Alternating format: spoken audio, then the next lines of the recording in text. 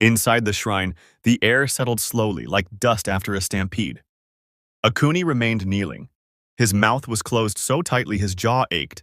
He was not taking chances. The priest circled him once, twice, like a man inspecting a goat before buying it. Finally, the priest stopped. "You offended an elder who carried power in his tongue," the priest said, "and words spoken from anger do not expire." Akuni nodded carefully. The priest continued, "But every curse has a door. Some are just harder to find." Akuni's eyes lifted with hope. Then the priest added, "And some doors bite." The priest tapped his staff on the shrine floor. "Before the gods even consider helping you," he said, "you must do something very difficult." Akuni leaned forward. "You must speak again?" Akuni froze. The priest raised his hand quickly. "Not here. Not now." Akuni relaxed slightly. "But you must speak," the priest continued, "in the open square of Azanu, before the king, the elders, the traders, and the people." Akuni's heart skipped. The open square? That place couldn't survive his breath. Akuni shook his head slowly. The priest sighed. "You want healing," he said, "but you fear embarrassment." He leaned closer. "The gods are not moved by silence alone. They want courage and honesty." Akuni swallowed again. By evening, Azanu was buzzing.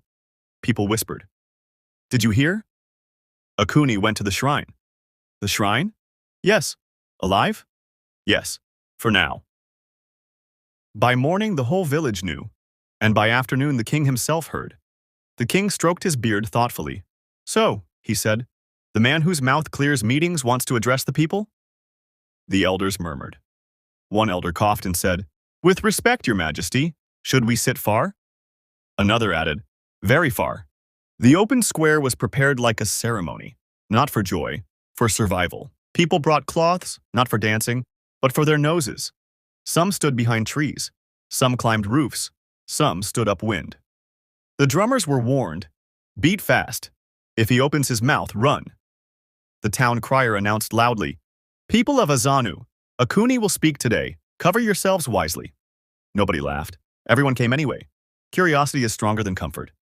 Akuni arrived late, not because he wanted attention, but because people cleared the road before he reached it. He walked slowly, calm, resigned. His mouth was closed, very closed.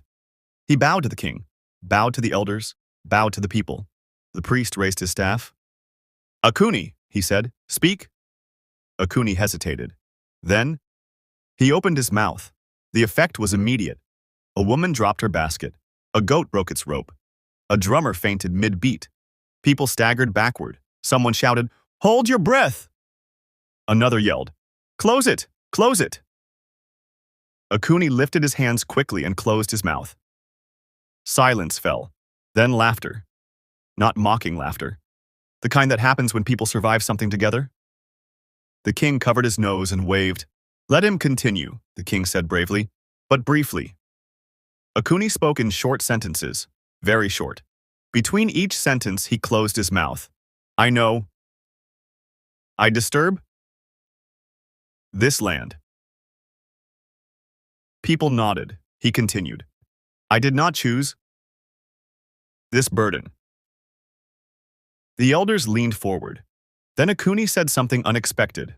"I am ready to fix it." The priest smiled slightly.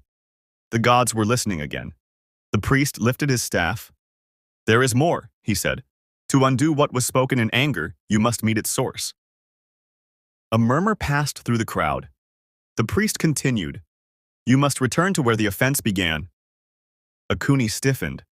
The elders exchanged looks. The king frowned. Someone whispered, "The grandfather."